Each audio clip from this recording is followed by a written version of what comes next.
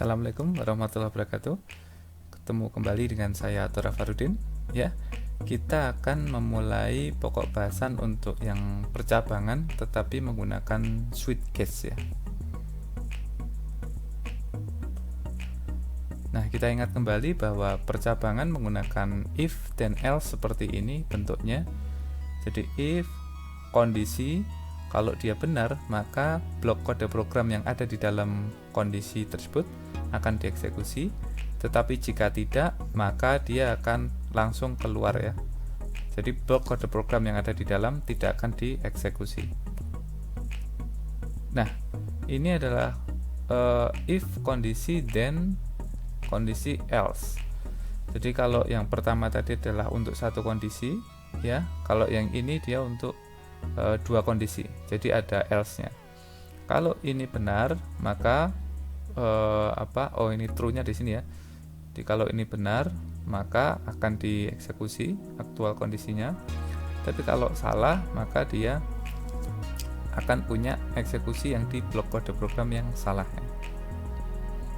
Nah, mengapa kita perlu switch case ya? Contohnya kasusnya seperti ini. Kalau untuk algoritma misalkan menerjemahkan angka 1 sampai 9 ya.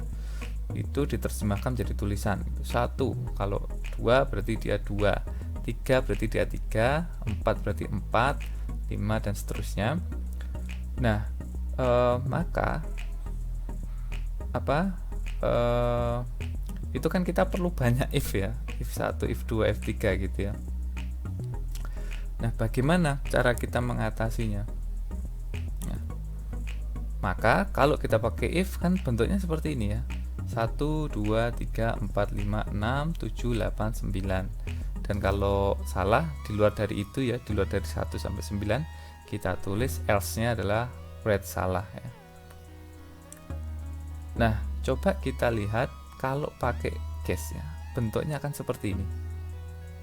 Akan lebih mudah ya, lebih ringkas, lebih rapi, dan kita tidak kehabisan energi untuk menulis else if seperti itu ya.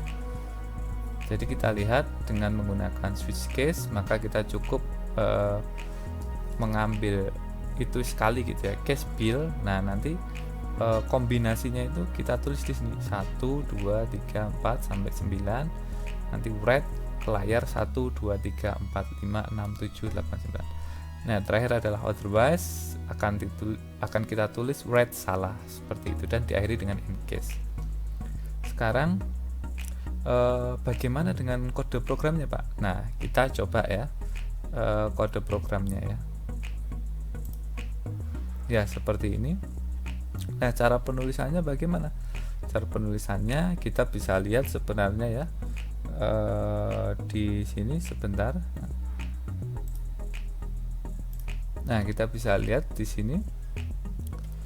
Jadi switch gitu ya. Ini adalah bilangan integer. Nah, itu kurung buka kurung tutup. Setelah itu ada tanda kurung kurawal.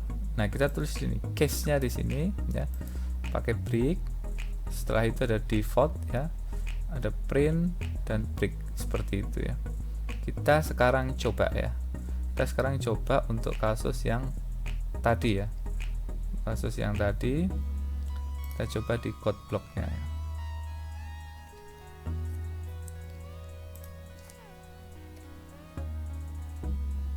Bagaimana kasus di code blocknya tadi?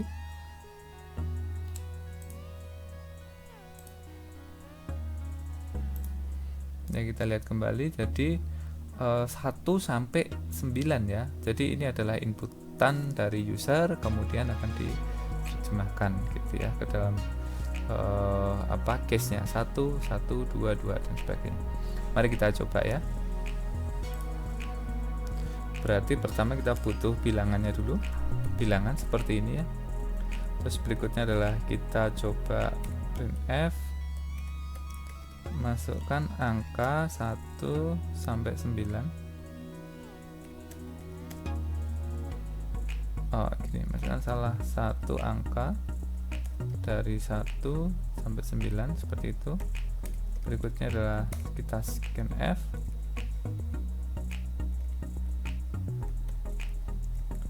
persen apa integer ya, dan jangan lupa ya bilangan. Nah baru di sini adalah kita switch ya, switch apa, bilangan ya. Nah baru di sini berikutnya kita lihat tadi apa, case ya, langsung case, habis itu default ya, case break dan default. Case kalau bilangan 1 seperti ini, maka kita akan cetak ke layar adalah apa, 1 seperti itu ya, break. Nah seperti ini. Terus berikutnya kalau dia case nya 2 ya,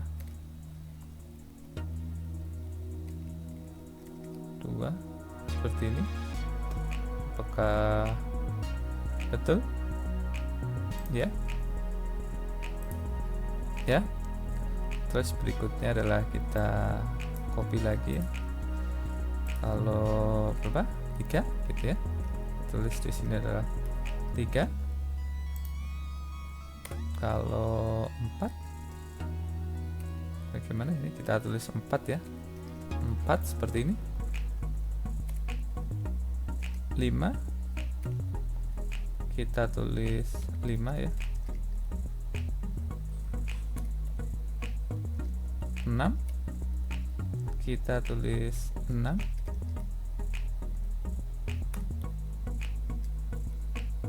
7 ya, kita tulis 7 ya, 7. 8.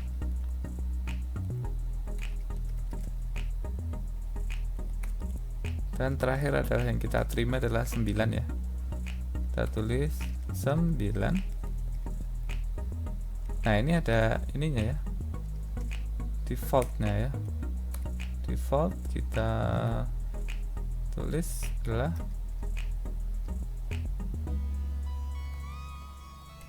salah ya tadi ya,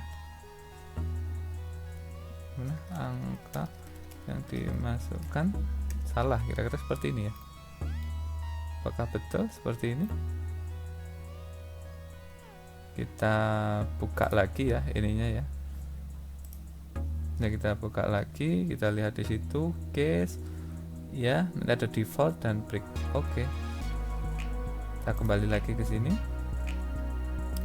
Sekarang kita coba ya. Ini kita sudah tulis ya switchnya sampai di sini. Terus kita coba apakah dia berhasil atau tidak. Kita compile ya. Kita compile dan kita run.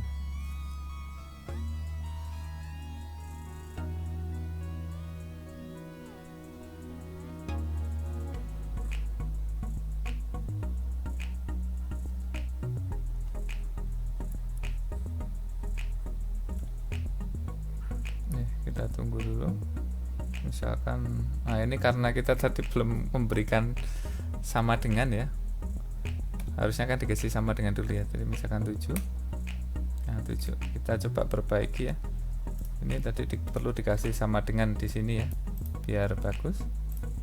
Kita coba lagi, kita coba masukkan angka kalau 10.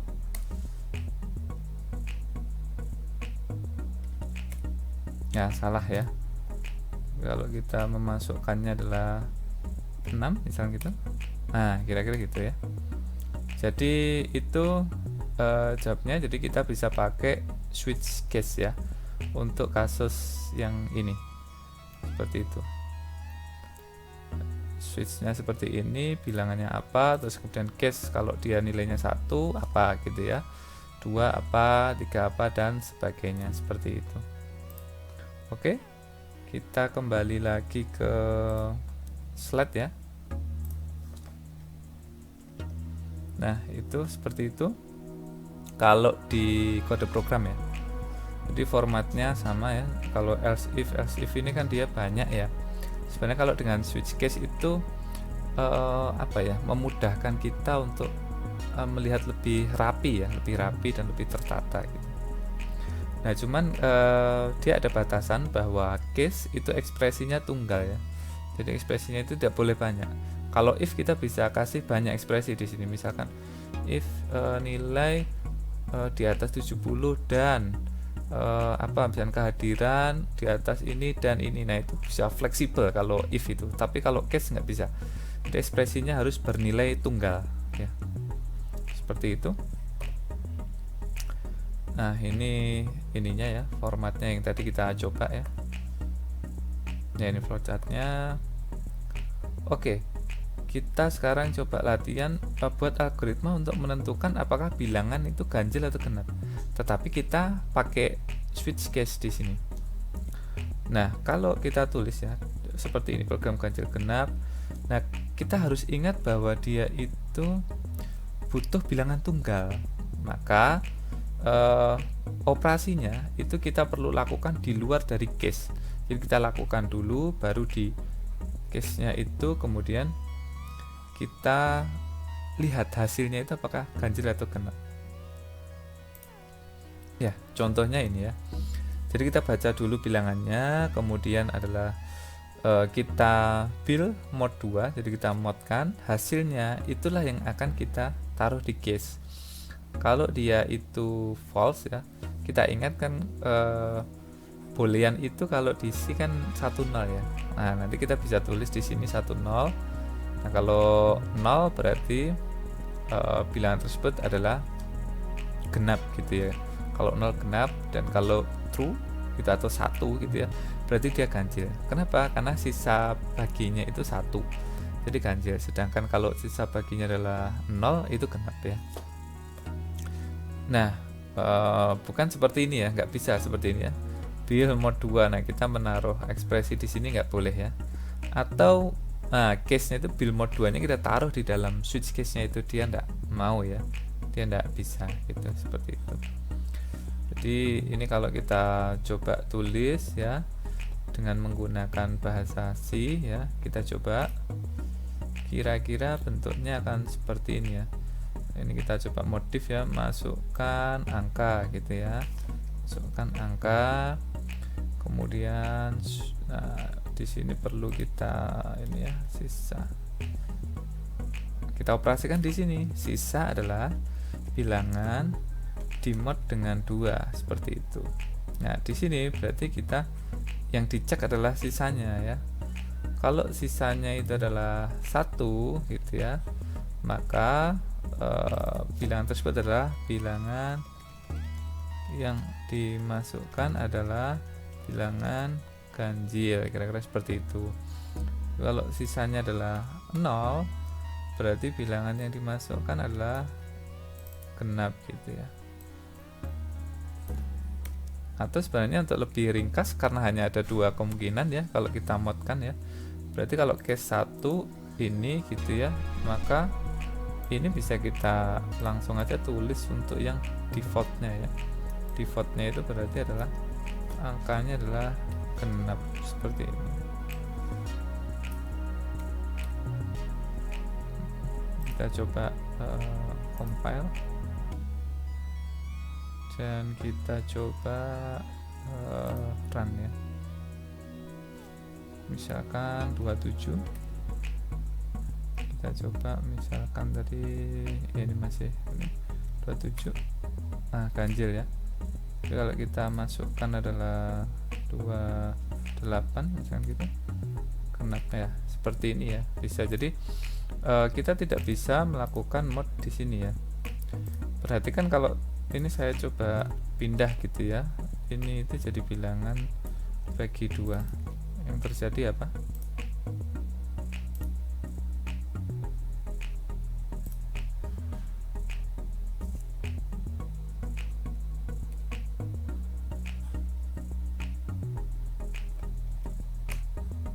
Oh ternyata bisa ya. Iya ternyata bisa ya. Ini sih ternyata bisa ya, ini saya baru tahu juga ya. Nah ini ganjil, berarti kita bisa taruh di sini ya. Mungkin karena dia outputnya adalah satu bilangan gitu ya, dioperasikan satu bilangan seperti itu. Oke, sampai di sini berarti kita tadi sudah coba dan ini bisa ya. Jadi kalau kita di ini saya pindah dulu. Nah, kalau di sini kan ini tidak bisa ya, tetapi kita coba tadi ternyata dia bisa ya. Jadi kalau kita mengoperasikan mod di dalam case masih bisa ya. Oke, itu ilmu baru. Nah, kita coba untuk praktek yang berikutnya. Buat algoritma mengubah nomor bulan jadi nama bulan.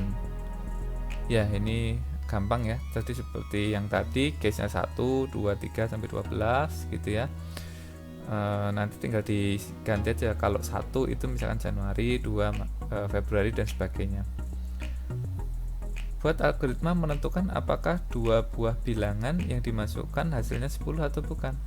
Nah, sekarang kita coba ini. Buat algoritma menentukan apakah dua buah bilangan itu hasilnya 10 atau bukan ya. Ini maksudnya kalau dijumlah ya. Oke, kita coba ya yang di sini tadi ya. Contoh masukkan bilangan 1 ya. 1 berarti ini bilangan 2.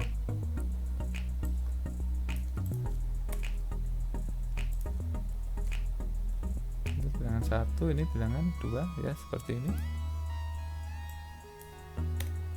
Berarti bisa kita coba ya, operasikan di sini ya. Dan 1 tambah, kita coba ya, bilangan 2.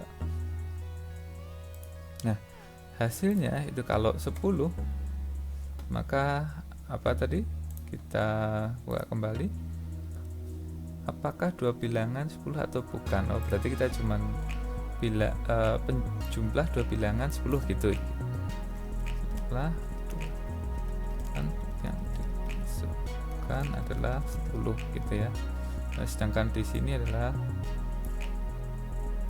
tidak sama dengan 10. Nah, seperti ini kita coba ya. Apakah bisa?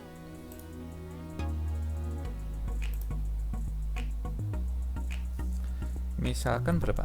1 3 19. Nah, kita coba dulu. 3 dan 19 tadi tidak sama ya, tapi kalau kita masukkan 2 dan 8 sama dengan 10. Nah, kira-kira itu ya. Jadi ternyata kita bisa pakai ini untuk langsung dioperasikan ya. Ya, oke. Kemudian kita coba lagi lihat ininya.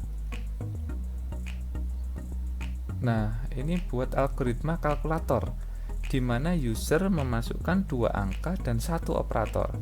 Tampilkan hasil proses kedua angka sesuai dengan operator yang dimasukkan. Oke, kita coba ya sekarang ya. Jadi pertama adalah kita tulis ini bilangan 1, bilangan 2, kemudian ini adalah karakter ya. Nah, kita coba tulis, masukkan bilangan 1 dan masukkan bilangan 2 seperti ini, sama satu lagi operator ya. Nah, ini agak saya besarkan biar kelihatan, masukkan operator. Nah, ini hati-hati ya, scanf ini saya pernah baca, ini ternyata masalahnya di sini ya. Ini kita harus kasih 1 spasi karena spasinya itu terbaca sebagai karakter. Jadi agar tidak bermasalah, ini saya baca-baca tadi, solusinya adalah dengan memberikan tambahan 1 spasi di sini. Jadi seperti ini per operator. Nah, nantinya itu akan dilihat ya, kalau operatornya adalah tanda positif, maka kita akan mengoperasikan operatornya adalah plus ya untuk bilangan 1 dan bilangan 2. Dengan kita akan mencetak layar jumlah 2 bilangan yang dimasukkan adalah %D dari hasil. Nah, kalau yang dimasukkan adalah tanda minus, maka bilangan 1 akan dikurangi bilangan 2 kemudian akan dicetak ke layar. Kalau tanda kali atau tanda ini ya, bintang atau perkalian, maka kita akan mengoperasikan perkalian dan kemudian dicetak layar. Nah, untuk pembagian hati-hati, kita sudah belajar bahwa kalau integer, kalau dibagi dengan integer maka hasilnya adalah integer. Assalamualaikum warahmatullahi wabarakatuh. Ketemu kembali, walaupun tipe datanya float tapi tetap aja ya. Jadi kita perlu untuk mengcasting jadi dua buah bilangan yang ini ya. Ini kita casting ke tipe float ya, seperti ini. Nah, sehingga kita akan coba munculkan hasilnya adalah 2 digit koma ya, karena itu seperti ini. Nah, kalau di luar dari ini operator ini, maka tidak dikenali operatornya. Kita coba dulu ya. Kita coba compile. Sebentar, ini hasil undeclared ya, hasil ini. Oh iya. Jadi di sini adalah kita tambahkan hasil, dan hasil 2 itu float ya. Berarti di sini saya tambahkan hasil 2. Kenapa? Adalah untuk ini ya, karena hasilnya adalah float karena dia dibagi. Maka kita coba compile. Nah, oke. Sebentar, saya inikan dulu. Ya, coba kita sekarang setelah dikompil kita run ya. Kita run.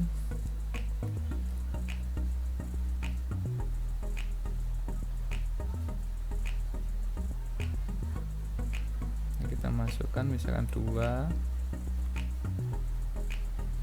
Ada yang salah ya, apa sebenarnya? Oh iya, ini kurang ya. Ini kita kasih dan ya, hati-hati kalau scan jangan lupa dengan dan ya. Kita coba compile lagi, kemudian kita run.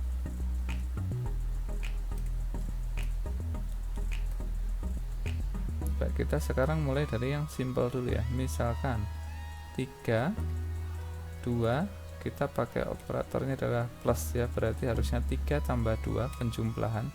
Nah, jumlah 2 bilangan dimensional adalah 5 ya. Betul ya, seperti itu. Kalau kita lihat ya. Nah, seperti itu, oke. Nah, sekarang bagaimana ininya ya. Kalau misalkan minus. Misalkan ada 7, kita operasikan dengan 2, operatornya adalah minus, maka adalah 5 ya, 5 seperti itu. Kalau kali 7, kita operasikan dikali 9 ya, operatornya adalah perkalian. Nah, maka hasilnya adalah hasil perkalian 2 bilangan adalah 63, seperti itu, betul. Terakhir adalah pembagian. Misalkan adalah saya punya 9, kita bagi dengan berapa, misalkan 5 ya, operatornya adalah pembagian, maka 1,8 ya, kita ini 2 digit ya, kira-kira seperti itu jawabannya ya. Jadi kalau untuk scan satu karakter jangan lupa pakai ini ya, pakai spasi ya, seperti itu jawabannya